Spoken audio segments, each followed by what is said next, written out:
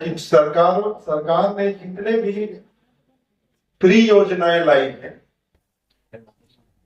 मैं इसको कुछ दूसरे नजरिए से देखता हूं। जैसे अगर हम बोले कि यह राज्य सोने की चिड़िया है, बहुत चीजें हैं। अभी हमारे चाचा जी ने भी, के श्रीवास्तव साहब ने भी एक बड़ी अच्छी बात कही कि यहाँ पर बहुत सारा मिनरल्स है और मिनरल से रिलेटेड इंडस्ट्रीज लगाने की आवश्यकता है। यह बातें सभी जानी। आज हम फिर भी जमशेदपुर शहर में रहते हैं। यह अपने आप में एक बहुत बढ़िया शहर है, बहुत चकाचौंध है। लेकिन यहाँ से आप 5 किलोमीटर बाहर चले जाइए, 10 किलोमीटर बाहर चले जाइए, और मैं आपको बता दूं कि इन्हीं फैक्ट्रीज में काम करने के लिए लोग 30-30, 35-35 किलोमीटर दूर से लोग साइकिल चलाकर रोज आते हैं और रोज लौटते हैं, जिनकी जिंदगी का कम से कम प्रतिदिन 8 घंटा समय लगभग उनको ट्रैवलिंग में लगता है। और उनकी अमीरी गरीबी इसी से अंदाज लगाइए कि वो साइकिल पर चलने के लिए ही मजबूर है इतने दूर से आने के बावजूद। तो हम कहाँ हैं, सबसे पहले इस चीज को सोचने की आवश्यकता है। और जो भी हमारे यहाँ फ्री योजनाएं हैं, अभी देख रहे होंगे मैया योजना चल रही है, कोई 1000 दे रहा है, कोई 2000 देने का वादा कर रहा है, 2100 रुपया देने का वादा कर रहा है। मैं तो सीधा कहता हूं कि आप ऐसी सरकार चला रहे हैं, जो भी लोग पीछे सरकार चलाए हैं, मैं इस बात को बड़े इत्मीनान से इस बात को कहने के लिए मैं मजबूर हूं कि किसी को फ्री बांटना वो इसलिए आपकी मजबूरी है क्योंकि आपने पूरे संसाधनों का शोषण किया है और संसाधनों को आप अपने लोगों तक उसका डायरेक्ट लाभ नहीं दे पा रहे हैं। और आप चाहते हैं कि गरीब गरीब बना रहे और उसे आप ऐसे हाथ पसारने के लिए मजबूर करते रहे और उसे 1000 रुपए या 2000 रुपए देकर प्रलोभन दे करके, कोई भी पार्टी, मैं दोनों पार्टियों की बात कर रहा हूं, जो भी आप मेन स्ट्रीम में लोग चल रहे हैं, आप उस जनता को गरीब बनाकर एक तरह से भीख मांगने की मजबूरी उसके साथ पैदा कर रहे हैं और आप उसे कोई समृद्धि नहीं दे रहे। अमीर अमीर होता जा रहा है, गरीब गरीब होता जा रहा है। हमारे देश का जब निर्माण हुआ था तो मिक्स्ड इकोनॉमी की बात चली और आज मैं आपको बताना चाहूंगा, थोड़ा प्रकाश डालना चाहूंगा, जब देश आजाद हुआ था तो 1 रुपये में $2 होता था 1947 में, और आपकी लिटरल कॉइन जो होती थी वो आपकी सिल्वर की कॉइन होती थी। और 1942 में जो सिल्वर की कॉइन चलती थी हमारे देश में, वो पूर्ण 100% सिल्वर होती थी, जिसका लिटर वैल्यू 900 रुपये था। और 1942 में जो हमारा कॉइन मिंट हुआ, वो कॉइन 50% सिल्वर का था, जिसका लिटरल वैल्यू अगर आज के दिन में देखेंगे, वो 12 ग्राम की कॉइन थी, वो उसकी लिटरल वैल्यू आज के दिन में भी 450 रुपये। तो जिस लिटरल वैल्यू, जो मतलब करेंसी का जो अपना लिटरल वैल्यू है, मेटालिक वैल्यू है, वो 450 रुपये की मेटालिक वैल्यू को हमारे देश में जब हमारी आजादी मिली तो 1 रुपये के बराबर $1 किया गया। मतलब 50% डायरेक्ट इन्फ्लेशन साथ साथ हमें हमारे देश को मिला। और आज हम 85 रुपये $1 का प्राइस ले रहे हैं। इसमें बहुत सारी बातें होती हैं, क्योंकि जब देश गरीब होता है तो उसका डिस्ट्रीब्यूशन, पैसे का डिस्ट्रीब्यूशन, सर हमारे वित्त मंत्री साहब हैं, बहुत बड़े इकोनॉमिस्ट हैं,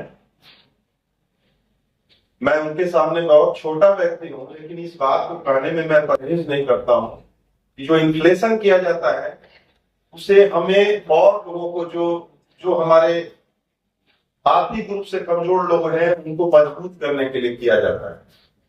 लेकिन विडंबना यह है कि हमने इतना इन्फ्लेशन कर लिया, आज 85 रुपये $1 कर लिया, परंतु आज भी हमारी जनता जो है वही भीख मांगने के लिए और हमारे मुफ्त अनाज के लिए और 1000 रुपया वोट देने के लिए मजबूर है। तो ये हमारे कहीं ना कहीं हमारे सरकारों की विफलता है। मैं इस बात के लिए मैं कहना चाहूंगा कि आज के दिन में भी, जैसे मैं तो बचपन में जब जब थोड़ा होश संभाला था उस समय भी सुनता था कि कोल माफिया लोग बहुत सारी कोयला स्मगलिंग करते हैं और उठा लेते हैं, फ्री का कोयला उठा लेते हैं माइनिंग से। और आज भी लगभग वही सिचुएशन चला आ रहा है। आज सब लोग वोट लेंगे, कोई भी आज के दिन में कोई भी राजनीतिक पार्टी इंडस्ट्रियलाइजेशन की बात नहीं करती है। होमोजीनियस इंडस्ट्रियलाइजेशन होना चाहिए। ऐसा जमशेदपुर झारखंड में कम से कम 100 जमशेदपुर बन सकता है, डिफरेंट पॉकेट्स में, कोयले के पॉकेट्स में, आयरन ओर के पॉकेट्स में, लेकिन यह बहुत लिमिटेड लोगों तक सीमित है और इसका लाभ हमारी आम जनता को नहीं मिल रहा है। ये बहुत ही दुख की बात है।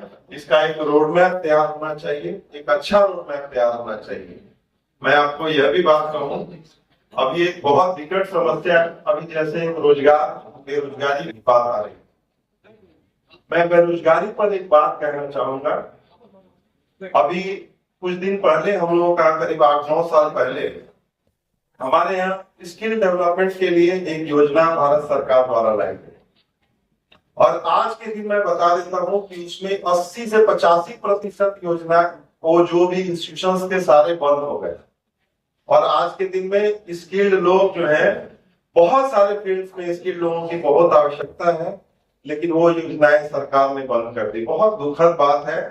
और आज के दिन में मैं बहुत जगह गाँव में जब जाता हूँ, चूंकि मेरा कार्य क्षेत्र है, मैं सड़क निर्माण से जुड़ा हुआ हूँ एवं बिल्डिंग निर्माण से जुड़ा हुआ हूँ।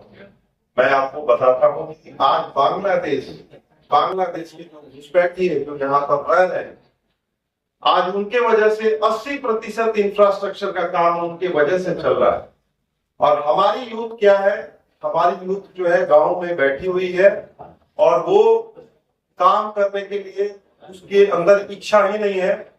आज उसके पास क्या है, फ्री का अनाज मिल रहा है और उससे घर में पैसे मिल जाते हैं। मनरेगा जो ऐसी योजना है जिससे कोई पैसा, जो देश को कोई कंट्रीब्यूशन नहीं करता, वो पैसा सिर्फ जो है एब्जॉर्ब किया जाता है। और एक तरह से मैं परहेज नहीं करूंगा ये बोलने में कि उसका 80% पैसा जो है घोटाला हो जाता है और उस पैसे से लोग जो है नशा के आदी हो गए हैं। आज देहातों में लोग उसका दारू पीते हैं, चटना खाते हैं और हमारे यूथ काम करना नहीं चाहते हैं और उनके जगह हमारे बांग्लादेश के लोग आकर के हमारे कंस्ट्रक्शन फील्ड में या बहुत जगह काम करते हैं। ऐसी व्यवस्था है। इन सारे चीजों पर बहुत सुधार करने की आवश्यकता है।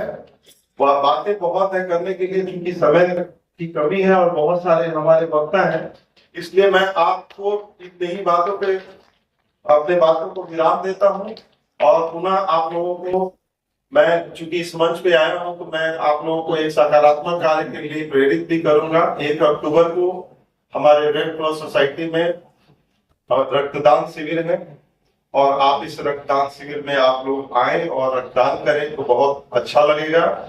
2 तारीख को हमारा सद्भावना दौड़ है साक्षी गोल चक्कर से। बहुत भारी संख्या में करीब 12-15 हजार लोग उसमें भाग लेते हैं। आप लोगों को उसमें मैं इस मंच से निमंत्रण देता हूं। साथ में मैं आप सभी से अपना वक्तव्य पेश करने का ये करता हूं और बहुत बहुत धन्यवाद।